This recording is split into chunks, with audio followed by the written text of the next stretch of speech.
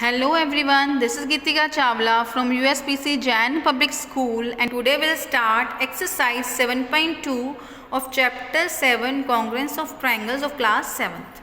So here in question number 1, which congruence criterion do you use in the following? Mean to say here, now we are having two triangles which are given to us and these triangles are already congruent, and what they are asking that which one congruent criterion you have used to represent, to show that they are congruent here.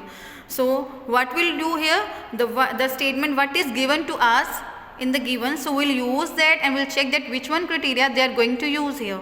So let's start. As it is given that in these two triangles here AC equals to DF, so I am going to use the signs here that this one AC is equals to DF and this one AB is equals to DE.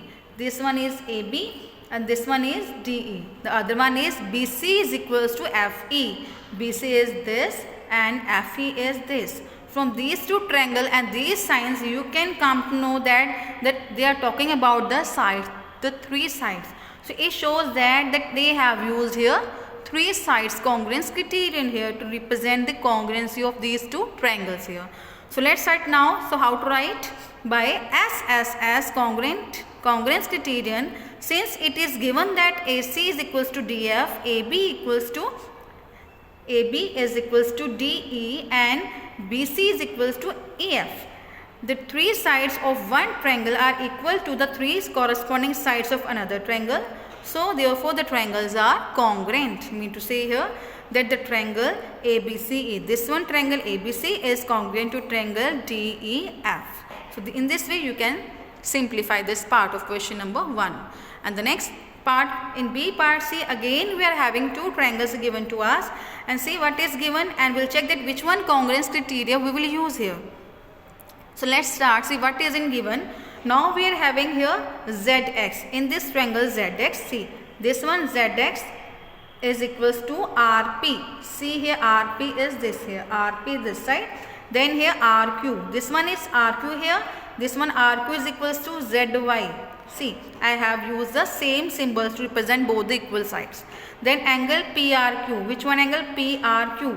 This one angle. You can see here according to this one diagram, this one is, these two sides are contain this one angle. This one is included. Angle between the two equal sides will represent this one property here maybe. Then here other one angle is XZY. See, XZY. So mean to say this one angle.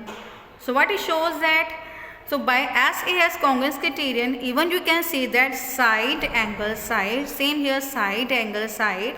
So by SAS congruence criterion, since ZS equals to RP, RQ, this one RQ is equals to ZY and angle PRQ is equals to XZY. So the two sides and one angle in one of the triangle are equals to the corresponding sides and the angle of the other triangle. So therefore by which one criteria? By side angle side congruence criterion, the triangles are congruent. So let's start the next one part. In C part again we are having two triangles which are given to us and we have to prove that these triangles are already congruent and we have to use that which one criteria they have used here. So let's start now. That now we are having angle MLN. See angle MLN. So this one angle and angle FGH. FG and H means this one angle. See these two angles are equal. Then angle NML. NML means this one angle. See I am using again different symbols here to represent these equal angles.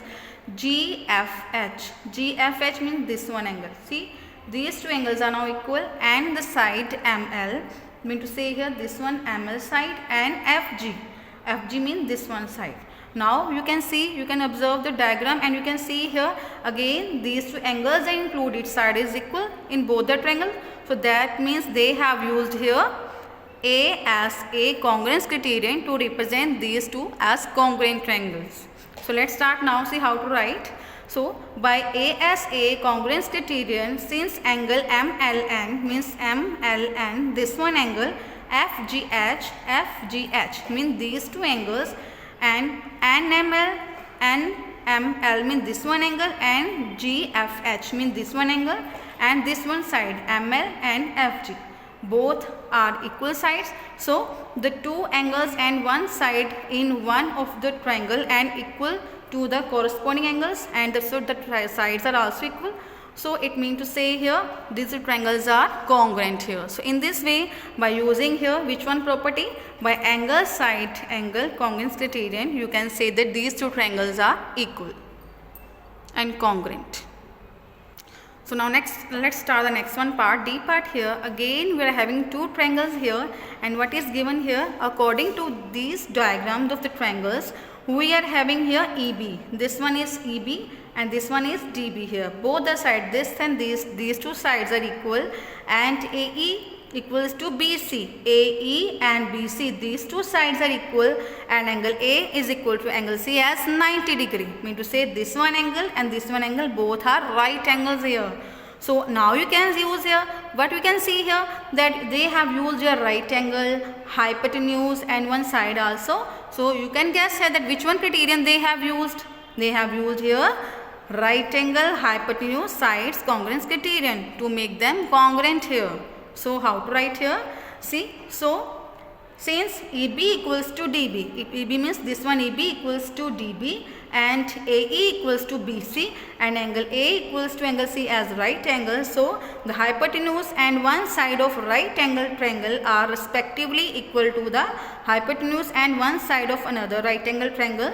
So both the triangles are ABE is congruent to triangle CDB here. So in this way you can write the corresponding parts of these two congruent triangles and you can prove their congruency. So this is a way to simplify this question.